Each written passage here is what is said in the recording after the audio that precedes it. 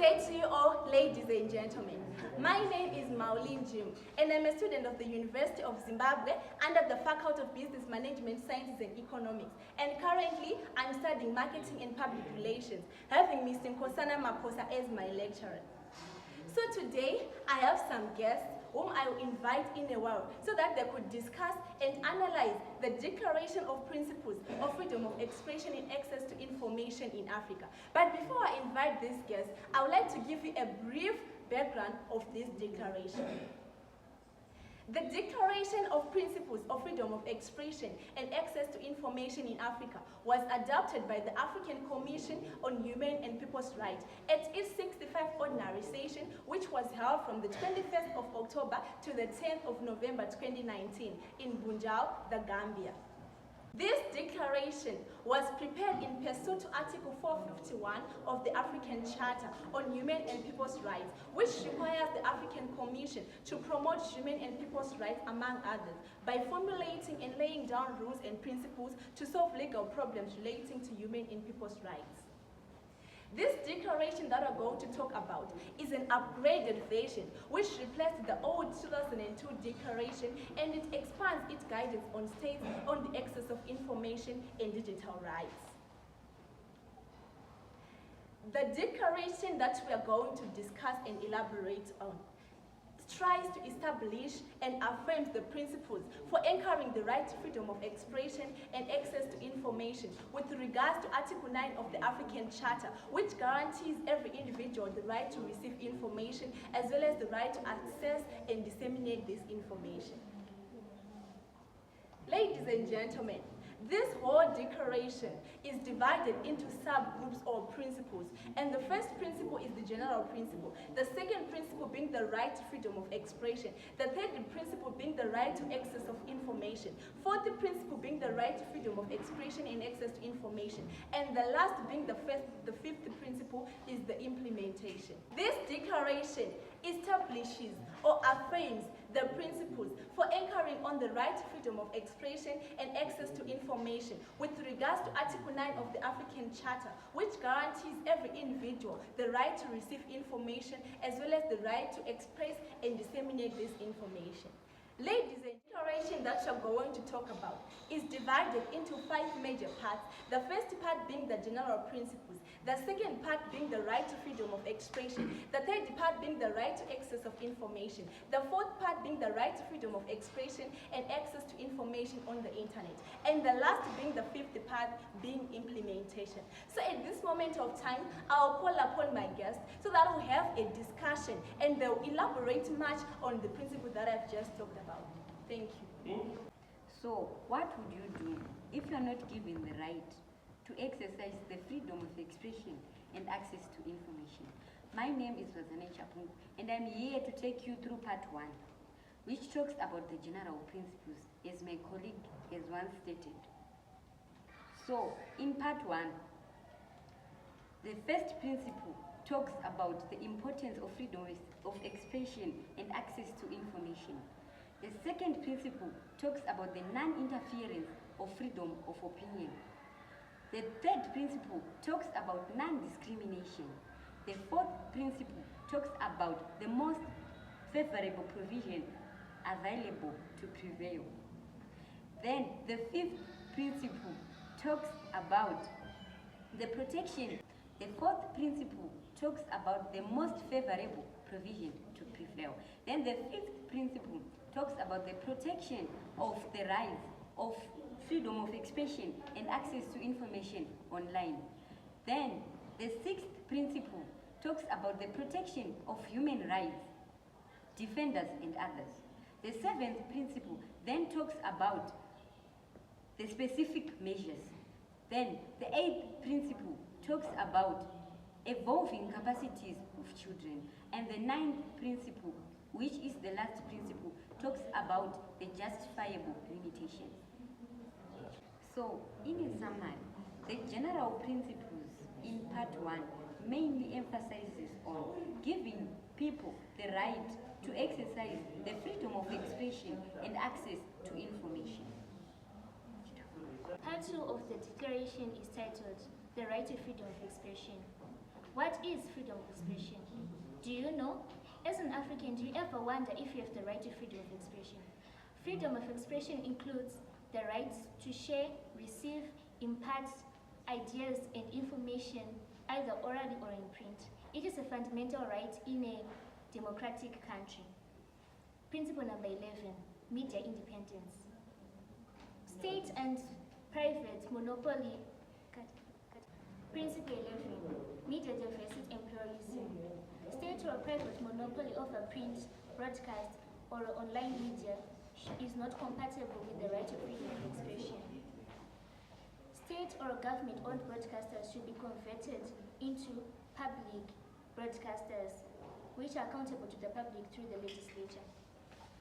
Media pluralism and diversity can be facilitated by promoting the free flow of information, promotion of the use of the African language, the local language, promotion of the use of the African language by the legislature, executive, and judiciary in public affairs. Principle number 13, media independence. The state should guarantee various forms of independent media through online, broadcast, or print. Principle number 12, media independence. The state should establish various forms of independent media, including online broadcasting and print. Registration purposes for the media should be for administrative purposes only and not impose excessive fees. The state should provide regulatory bodies that. Principle number 13, public service media. The state should guarantee that a transparent media is provided for that is not interfered by political, commercial, or other matters. Editorial independence should be given to the public service media. Principle number 14, private media. The state should guarantee the formation of private media so as to create a diverse context for the public interest. The licensing processes for the private media should be transparent, fair, and should promote diversity in the public interest. Okay, so in continuation of the second part of the African Declaration of Freedom of Expression and Access to Information, I'm going to start from principle 18 up to principle 25. So in summary, I can just say there are 8 principles there. The first principle being complaints, the second principle being safety of journalists, third principle being protecting journalists. Then we have measures of criminals, we have the economic measures, we have the protecting sources and other journalist materials. So in summary, I can just say everybody has the right to complain. Any broadcast complaint or print complaint should be widely accessible.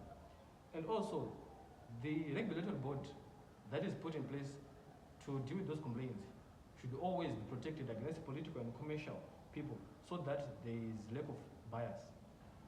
Everybody has the right to express themselves as journalists. They can post anything on social media or any platform that they wish to post. And when someone becomes a journalist, they can form unions, associations of their choices or even board. But if they form those things, they have to be protected by the state. How can the state protect them? They can raise awareness on the gender-based violence, e.g. they can protect the female journalists by raising awareness of gender-based violence. They can also put in place policemen during demonstrations and wars. The police should also investigate on the perpetrators who attack or kidnap or murder the journalists. Also, the sources of journalists where they get their information should never be disclosed to anyone. So the judge is my name. Thank you. Thank you very much, the coordinator, for this opportunity to speak in this precious moment. Okay, I'll be taking you through the part 3 of the Declaration of the Freedom of Expression and Access to Information. So, the part 3 of the Declaration contains 10 principles, which of course starts from 26 to 36. So it highlights that the citizens of any state in Africa is the freedom to access to information. So this was mentioned in section 26 of the Declaration. Under the first principle, the declaration, it is highlighted that every citizen of every state in Africa has the right to access to information. And also, on Principle 27, it is written that there is freedom of everyone to access to information, and the laws that allows the access to information must prevail or be prioritary. Principle 27 of the declaration highlighted that the laws that allows freedom of expression must be prioritized. They must prevail or be prioritized over the laws that restricts the freedom of expression. And also, under the principle 20 and 29 of the declaration, so it is very important to note that every state is required to adhere to these principles of the declaration. As a way of adhering to these principles, we find that Zimbabwe has provided a section in the Constitution of Zimbabwe, which is section 61, which allows the citizens to access to, which gives the Zimbabweans the freedom to access to information. Hi, ladies and gentlemen. My name is Mishek Stole.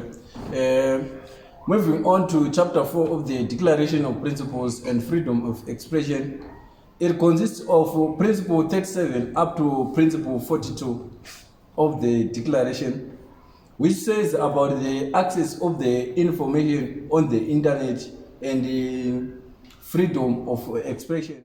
In this regards, Principle 37 of the Declaration of Principles and Freedom of Expression focuses specifically on the right of freedom of expression and access to information on the internet, which is stated in the section 61 and section 62 of the Constitution. Principle 38 says that there should be non-interference in the communication of the citizen. State shall not condone any disruption of access to the information, especially to the children and marginalized group. This said that state must give free access to the children and marginalized groups so that everyone can communicate without any disruption. Principle 39 of the Declaration of Principle and Freedom of Expression in the Chapter 4, it also provides guidance to the states regarding to request to remove online content, which outline 5 specific requirements, which include request must be clear and unambiguous, subject to safeguards, justifiable and compatible with human rights and standards, and implementable through transparent process that allows right to appeal. This means that everyone who is the declaration directly addresses the protection of personal information and communication surveillance in the context of right to privacy, which is centralized in the Principle 41 and 42 of the Declaration, establishes a legal framework for the protection of personal information outlined in the Principle 42. State must ensure that individual consent to the processing of personal information is in accordance with the privacy for which it was collected and not accessed. The information is deleted when the process is complete. The process is transparent and information is kept confidential and secure at all. Additionally, under the legal framework outlined in the Principle 42, individual must have access to personal information that is being processed and must be given an opportunity to object to the processing of the individual information. Individual must also be notified if an unauthorized person have access to their legal resources to effective remedies in relation to the violation of privacy.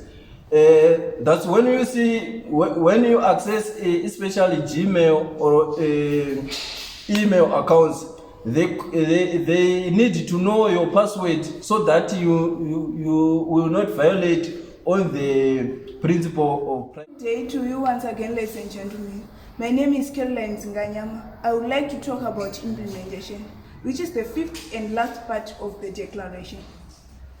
It states that the state should adopt legislative, administrative, judicial, and other measures to give an effect to the declaration to facilitate its dissemination.